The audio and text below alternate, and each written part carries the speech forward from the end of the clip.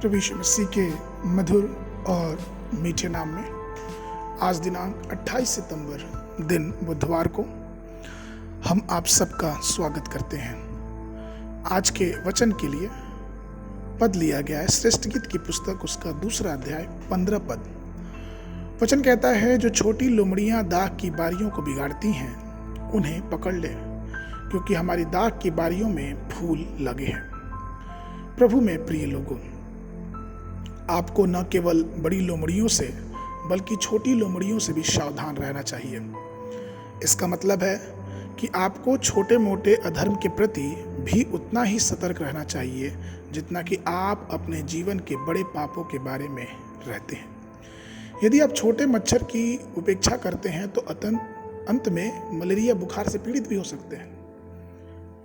जो लोग दाख की बारियां सुरक्षित करते हैं वे किसी भी जानवर के प्रवेश को रोकने की भरपूर से सतर्कता बरतते हैं, लेकिन छोटी लोमड़ी किसी तरह बाढ़ के या बगीचे के जो दीवार होती है उसके नीचे से एक सुरंग खोदकर अंदर घुस जाती है। किसी को इससे इसके प्रवेश या निकास की भनक तक नहीं लगती, और एक बार जब वह दाख की बारियां प्रवेश कर जाती है तो फूल, कोमल कोमल अंगूरों को और सब प्रकार के पौधों को जड़ों से खाकर पूरे वृक्षारोपण को, बगीचे के बर्बाद कर देती है। यही कारण है कि पवित्र शास्त्र हमें उन छोटी लोमड़ियों को पकड़ने के लिए कहता है जो दाखलता को खराब करती हैं। अब हम उन छोटी लोमड़ियों को देखेंगे जो हमारे आध्यात्मिक जीवन को खराब करती हैं। पहली चीज, विश्वास की कमी। विश्वास की कमी एक छोटी लोमड़ी के समान हमारे और आपके विश्वास को कम करती है, जिससे हम कई बार परमेश्वर की आशीष पाने से वंचित हो जाते हैं। मरकुस रचित सुसमाचार 11:23 में प्रभु चाहते हैं कि हम छोटे बच्चों की तरह उस पर विश्वास करें, क्योंकि ऐसे विश्वास ही पहाड़ को हिला सकते हैं। दूसरी जो लोमड़ी है वो कुड़कुड़ाने की लोमड़ी है। हम कई बार परमेश्वर की प्रतिज्ञा में देर होने की वजह से परमेश्वर पे कुड़कुड़ाने लगते हैं। अपने जीवन में जब चीजें अच्छे से नहीं होती हैं तो हम परमेश्वर पे कुड़कुड़ाने लगते हैं। जिस प्रकार से इस्राएली थे, वे 40 वर्ष के अपने जीवन मार्ग पे परमेश्वर पे कुड़कुड़ाए, बुड़बुड़ाए, और कई तो उस कुड़कुड़ाने की वजह से ही मार्ग में ही नाश हो गए। ये घृणित छोटी लोमड़ी है जो परमेश्वर के खिलाफ हमें कुड़कुड़ाने के लिए इस्तेमाल करती है, और यह हमारे जीवन में बैठ जाती है और हमें पता भी नहीं चलता। तीसरी जो छोटी लोमड़ी है वो चिंता की लोमड़ी। शैतान बड़ी चतुराई से हमारे और आपके दिल में छोटी सी चिंता को ला देता है, परंतु रोमियो 8:28 में लिखा है कि जो विश्वास करते हैं वे कभी चिंता नहीं करते। रोमियो 8:28 इस प्रकार से कहता है कि और हम जानते हैं कि जो लोग परमेश्वर से प्रेम रखते हैं उनके लिए सब बातें मिलकर भलाई को उत्पन्न करती हैं, अर्थात उन्हीं के लिए जो उसकी इच्छा के अनुसार बुलाए हुए हैं। तो चिंता भी एक छोटी लोमड़ी के समान हमारे आध्यात्मिक दाखलताओं को, हमारी बारियों को खराब कर देती है। चौथी जो लोमड़ी है वो है बेकार की बातचीत। नीतिवचन की पुस्तक उसके 10:19 में लिखा है कि जहां बहुत बातें होती हैं वहां अपराध भी होता है। अनावश्यक बातों को, बेकार की बातें हमें पाप की तरफ ले जाती है, इसलिए चाहिए कि हम इन सब बातों से अपने आप को दूर रखें।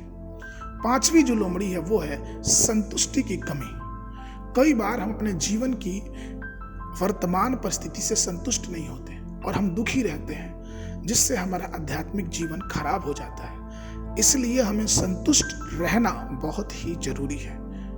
परमेश्वर के हर उपकारों पे हमें अपने आप को संतुष्ट रखना है जो वो हमारे लिए करता है। छठवीं जो लोमड़ी है वो है संसारिक बोझ की लोमड़ी। ये लोमड़ी जीवन में हमारे धीरे से प्रवेश कर जाती है और संसारिक चिंताएं, संसारिक बोझ को हमारे ऊपर और डालती जाती है, जिसके कारण हमारा आध्यात्मिक जीवन प्रगति से आगे नहीं बढ़ पाता। और आखिरी लोमड़ी जो है वो है लापरवाही की लोमड़ी। कई बार हम प्रभु से कहते तो हैं कि हम प्रभु से प्रेम करते हैं, लेकिन हम बाइबल नहीं पढ़ पाते, हम दुआ नहीं कर पाते, हम प्रार्थना नहीं कर पाते।